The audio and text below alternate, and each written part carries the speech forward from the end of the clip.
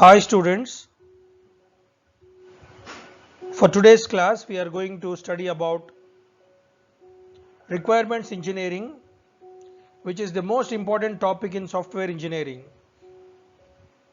ప్రియమైన విద్యార్థులారా, ఈనాటి మన ఈ వీడియో లెసన్లో రిక్వైర్మెంట్స్ ఇంజనీరింగ్ అనే టాపిక్ని మనము నేర్చుకోబోతున్నాం.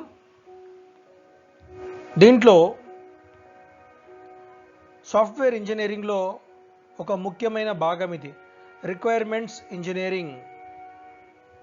రిక్వైర్మెంట్స్ ఇంజనీరింగ్ యొక్క అర్థం ఏంటిది అని అంటే ఏమేమి కావాలో వాటి గురించిన ఒక కసరత్తు చేయటం. రిక్వైర్మెంట్స్ ఇంజనీరింగ్ దానికి సంబంధించినవన్నీ సమకూర్చుకోవటం, ఇది రిక్వైర్మెంట్స్ ఇంజనీరింగ్లో ఉండే కాన్సెప్ట్. సో ఈనాటి మన క్లాస్లో రిక్వైర్మెంట్స్ ఇంజనీరింగ్ గురించి మనం నేర్చుకోబోతున్నాం. So on this slide you can see what is requirements engineering. Requirements engineering is a major software engineering action that begins during the communication activity and continues into the modeling activity. Requirements engineering అనేది ఏం చెప్తుంది అని అంటే ఇది software ఇంజనీరింగ్లో ముఖ్యమైన ప్రక్రియ. ఇది కమ్యూనికేషన్ అనే యాక్టివిటీ దగ్గర ప్రారంభమవుతుంది, మోడలింగ్ అనే యాక్టివిటీ ద్వారా కొనసాగుతూ ఉంటుంది.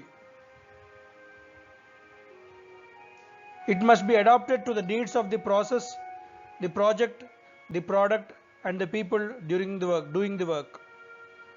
ఇది ఎందుకోసం మనము ఈ రిక్వైర్మెంట్స్ ఇంజనీరింగ్ అనేది మనము అడాప్ట్ చేసుకోవాలి అని అంటే దీంట్లోనే మనం చేయబోయే ఆ సాఫ్ట్వేర్ యొక్క ప్రాసెస్, ఆ ప్రాజెక్ట్ యొక్క అవసరాలు, ఆ ప్రోడక్ట్ యొక్క అవసరాలు, దాంట్లో పనిచేస్తున్న వాళ్ళ అవసరాలు దీంట్లోనే గుర్తించబడతాయి.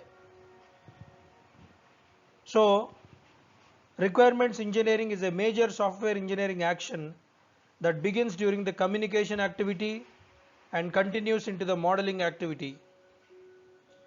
It must be adapted to the needs of the process, the project, the product and the people doing the work. Requirements engineering provides the appropriate mechanism for. Requirements engineering ఏమేమి అవసరాలు తీర్చడానికి వాటికి సంబంధించిన విషయాలు గుర్తిస్తుందో ఇక్కడ మనం చూస్తాం. The first one, understanding what the customer wants. ఈ సాఫ్ట్వేర్ ప్రాజెక్ట్ ఎవరైతే మనకు అప్పచెప్పారో వాళ్ళని పూర్తిగా అవగాహన చేసుకోవటము, దాన్ని అర్థం చేసుకోవటము. రెండోది, అనలైజింగ్ ద నీడ్స్. ఏమేమి అవసరాలు ఉంటాయి ఈ ప్రాజెక్ట్ అనేది గుర్తించటం. మూడోది, యాక్సెసింగ్ ఫీజిబిలిటీ. దీనికి సంబంధించిన విషయాలు, ఏమేమి ఇన్పుట్స్ ఇవ్వాలి, వాళ్ళతో తరచుగా ఎన్నిసార్లు కలవాల్సి ఉంటుంది, ఇవన్నీ యాక్సెస్ చేసుకోవాలి. నెగోషియేటింగ్ ఎ రీజనబుల్ సొల్యూషన్. దీనికి ఒక పర్ఫెక్ట్ ఆన్సర్ కనుక్కోవటం ఆ ప్రాజెక్ట్కి. తర్వాత specifying a perfect solution. Negotiating అంటే ఏ టైంలో మనం ఇస్తామో ప్రాజెక్ట్ కంప్లీట్ చేసి దీని ఖర్చు ఎంత అవుతుంది అనేది బేరం ఆడుకోవటం అక్కడ. స్పెసిఫైయింగ్ ఏ పర్ఫెక్ట్ సొల్యూషన్, ఒక పర్ఫెక్ట్ ఆన్సర్కి ఇది మూల కారణం అవ్వాలి.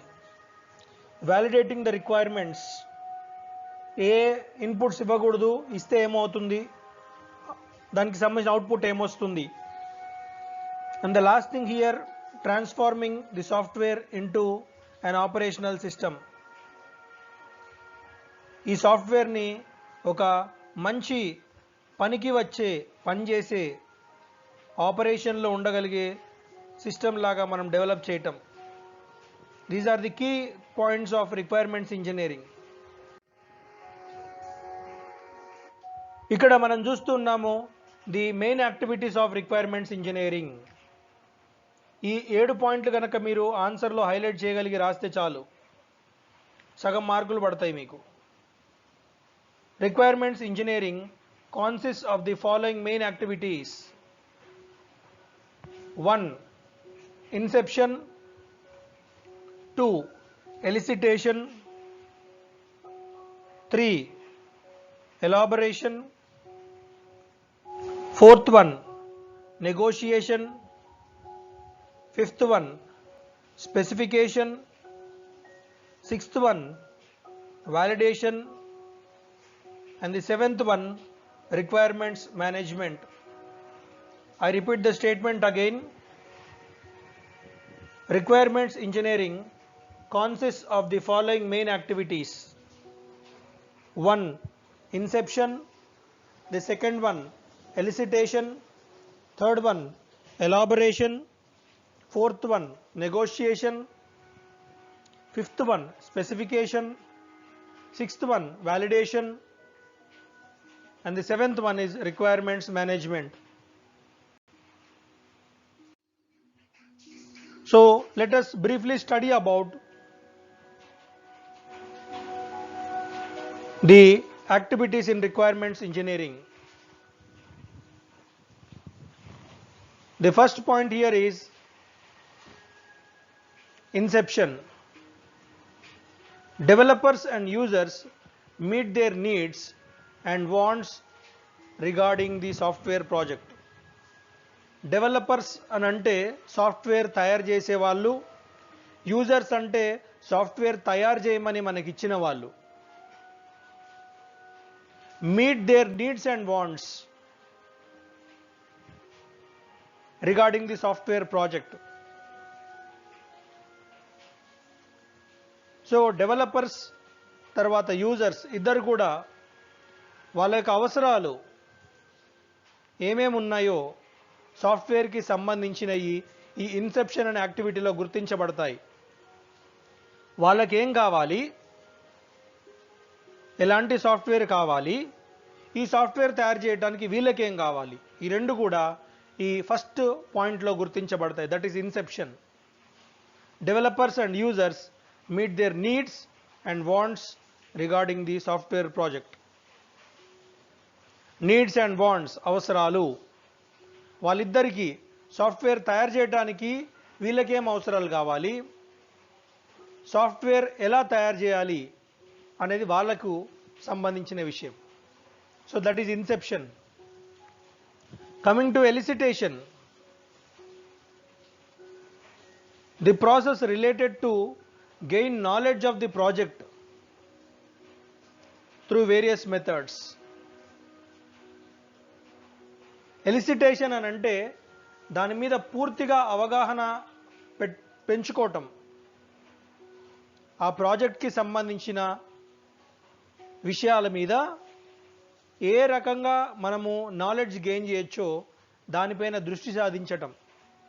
అంటే వేరే ఇంతకుముందు చేసిన ప్రాజెక్ట్ని స్టడీ చేయటము, లేదా ఇంకా పరిపరి విధాలుగా మనము ఒక ప్రాజెక్ట్కి సంబంధించిన నాలెడ్జ్ని గెయిన్ చేసుకోవటము ఎలిసిటేషన్. సో ఇన్సెప్షన్ అంటేనేమో అక్కడ డెవలపర్స్ మరియు యూజర్స్ యొక్క నీడ్స్ అండ్ వాంట్స్ ఏమున్నాయో గుర్తించటం. ఎలిసిటేషన్ అక్కడ ప్రాజెక్ట్కి సంబంధించిన విషయాలు విన్న తర్వాత ఇన్సెప్షన్లో దాని అవసరాలు మరి తెలుసుకున్న తర్వాత ఎలిసిటేషన్లో ఏం జరుగుతుంది అని అంటే ఈ ప్రాజెక్ట్కి సంబంధించిన ఇంకా కొద్దిగా అవగాహన లోతుగా పెంచుకోవటం ఇక్కడ. That is elicitation. ఇక్కడ మనము గమనిస్తున్నాము రిక్వైర్మెంట్స్ ఇంజనీరింగ్లో మూడవ యాక్టివిటీ ఎలాబరేషన్. ఎలాబరేషన్లో ఇన్సెప్షన్ అండ్ ఎలిసిటేషన్కి సంబంధించిన యాక్టివిటీని ఇక్కడ ఎక్స్పాండ్ చేసి దాన్ని శుద్ధి చేయటం. ఇక్కడ ఏదైతే మనం ఇన్సెప్షన్లో నుంచి వాళ్ళ అవసరాలు తెలుసుకున్నామో, ఎలిసిటేషన్లో మరికొంత ఈ ప్రాజెక్ట్కి సంబంధించిన నాలెడ్జ్ని గెయిన్ చేశామో, దీన్ని కొంత ఇంకా పెంచుకొని దాన్ని కొంత శుద్ధి చేసుకోవటము ఎలాబరేషన్ అనే ప్రాసెస్లో జరుగుతుంది. ఈ ప్రాసెస్లో ముఖ్యమైన విషయం ఏంటిదంటే అసలు ఎండ్ యూజర్ మనం తయారు చేయబోయే సాఫ్ట్వేర్కి ఎట్లా రియాక్ట్ అవుతాడు అనేది కూడా ఆలోచిస్తారు. This also describes how the end user will react to the system. And the fourth activity we see here is negotiation. If requirements are ambiguous, they are to be reasonably compromised. Discussion should be made for clarity. మీకు అవసరాలు చాలా ఉన్నాయి, బాగా ఎక్కువ ఖర్చు అయిపోతుంది, వాటిపైన ఒక సమగ్రమైన చర్చకు రావాలి. లేకపోతే అబ్బో ఇది చాలా ఖర్చుతో కూడిందని వాళ్ళు వెళ్ళిపోయే అవకాశం ఉంటుంది. కాబట్టి ఆ ఖర్చు ఎందుకు అవుతుంది అనేది స్పష్టంగా మనం తెలియజేయగలగాలి.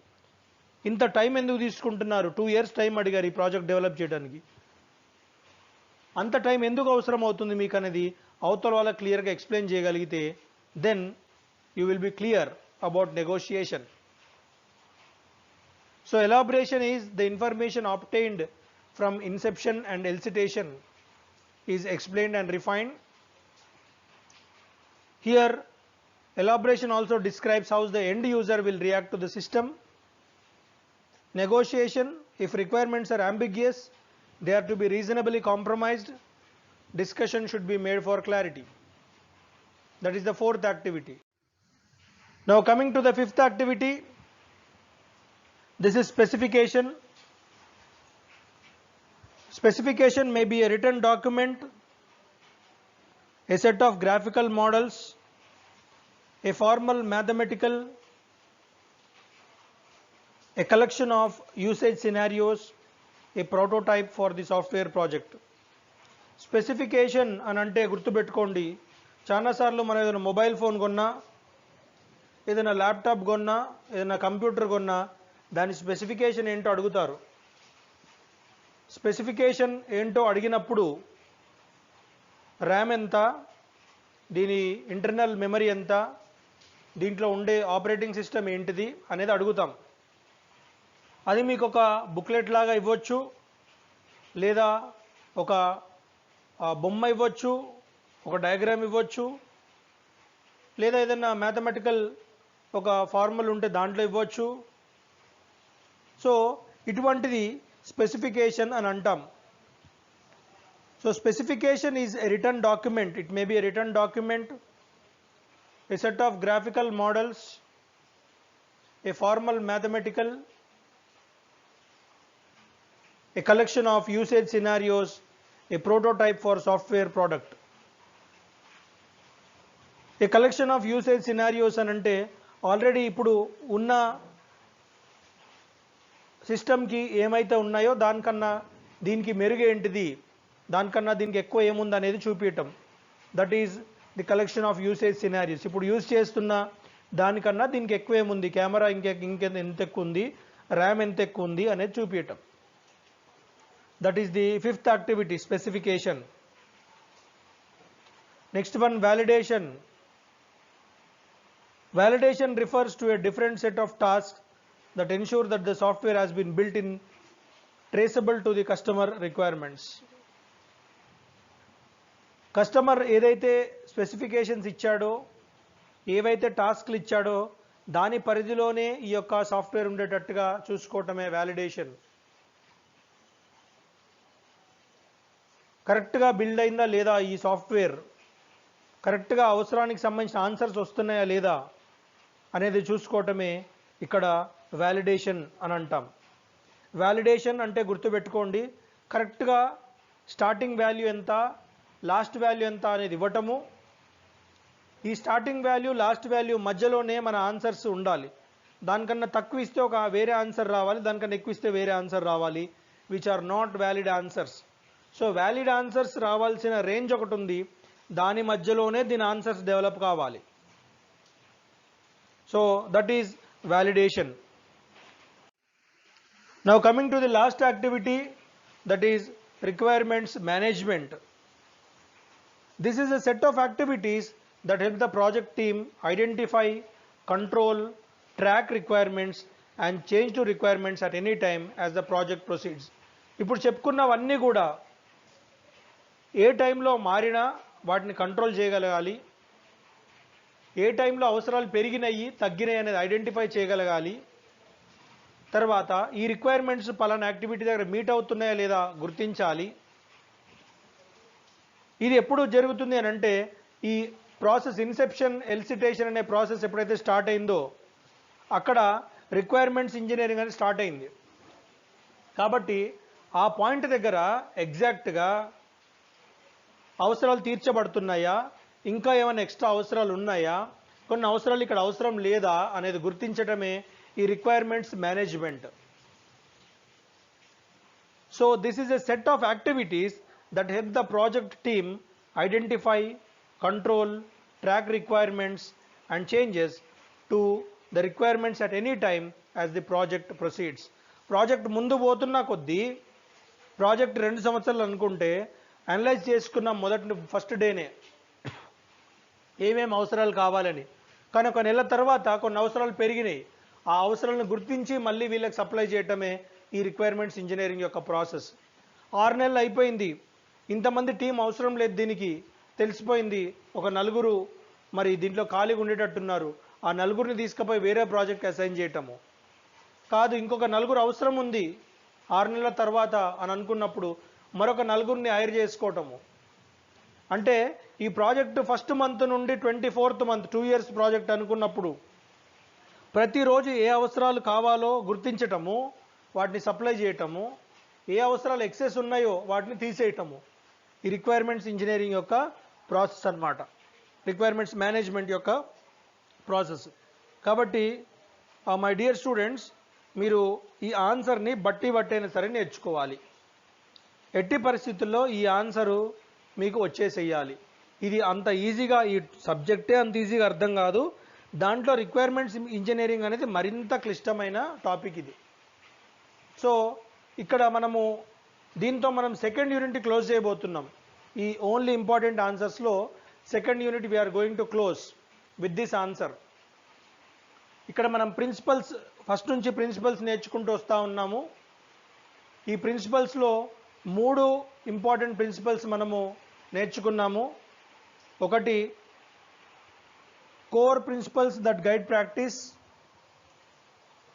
రెండోది కమ్యూనికేషన్ ప్రిన్సిపల్స్, మూడోది కన్స్ట్రక్షన్ ప్రిన్సిపల్స్. దీంట్లో మోస్ట్ ఇంపార్టెంట్ ప్రిన్సిపల్స్ మళ్ళీ ఈ మూడిట్లో కమ్యూనికేషన్ అండ్ కన్స్ట్రక్షన్ ప్రిన్సిపల్స్.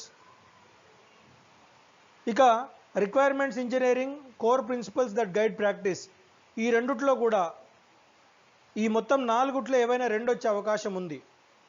కాబట్టి దీన్ని బాగా మీరు మ్యాక్సిమం మీకు అర్థమయ్యేలాగా ఎక్స్ప్లెయిన్ చేయడం ప్రయత్నం చేశాను. కానీ అయినా సరే ఇంకా మీకు అర్థం కాని వాళ్ళు ఉంటే దీన్ని అయితే ఈ ఆన్సర్ని పట్టాల్సిందే, ఈ ఒక్క ఆన్సర్నే. మిగతా దానికి ఎంతో కొంత సైడ్ హెడ్డింగ్స్ అర్థమయ్యేటట్టు ఉంటాయి, కానీ ఈ యొక్క రిక్వైర్మెంట్స్ ఇంజనీరింగ్ మాత్రమే. ఇది గుర్తుపెట్టుకోండి, దీని కాన్సన్ట్రేషన్ అంతా, ఈ ఆన్సర్ యొక్క కాన్సన్ట్రేషన్ అంతా ఏంటిది అంటే ఈ ప్రాజెక్ట్కి ఏం అవసరాలు ఉంటాయి, ఏ టైంలో ఏ అవసరాలు అందియాలి, ఏ టైంలో ఏ అవసరాలు తీసేయాలి అనేదే మొత్తం ఈ రిక్వైర్మెంట్స్ ఇంజనీరింగ్ అనే ఈ కాన్సెప్ట్ అన్నమాట. కాబట్టి ఈ ఇన్సెప్షన్ దగ్గర ప్రారంభమై రిక్వైర్మెంట్స్ మేనేజ్మెంట్ దగ్గర ఇది క్లోజ్ అవుతూ ఉంటుంది. రిక్వైర్మెంట్స్ మేనేజ్మెంట్ అని అంటే పైకి సంబంధించిన విషయాలన్నీ మళ్ళీ ఒకసారి రివైజ్ చేసుకుంటూ సరిపోయిందా లేదా అనేది చూసుకుంటూ లాస్ట్ దాకా మళ్ళీ తిరిగి రావటం, మళ్ళీ పైకి వెళ్ళటం, మళ్ళీ ఓకే బాగానే ఉందా అని అడిగి మళ్ళీ తెలుసుకోవటం అన్నమాట. Okay, so with this we are going to close the second unit and thank you for your silent listening. Thank you very much.